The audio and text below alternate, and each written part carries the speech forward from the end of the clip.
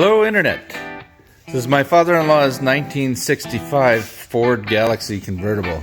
I'll give you a quick view of the entire car here while I start telling you a sad story about replacing a distributor with a Chinese distributor. Never a good idea because apparently the Chinesium gear, drive gear at the bottom of the distributor ended up chewing up our cam gear.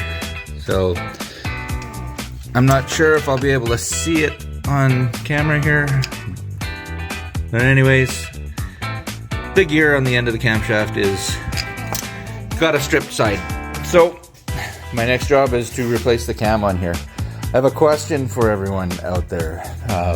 I don't do a whole lot of car stuff. I'm Bill's antique tractor corner, so I do stuff like those. As far as the cams for these things, it's got a Ford 390 engine in here.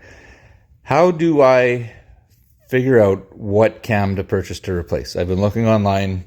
They've all got different lift, different durations. It's all different. I know some guys like putting in large cams, make their car sound a whole lot more growly. We're not looking for that on this one. We just want to replace with exactly what was there so you can get back on the road and have it as a cruiser. So my thoughts are, when I pull this cam out, there might be some numbers embossed on the side of it or something. I'm hoping that it's as easy as that. Does anybody out there have any experience with replacing camshafts and can give me any pointers here? I'm kind of a newbie. So if you just leave a comment and I'll read them all. Thanks.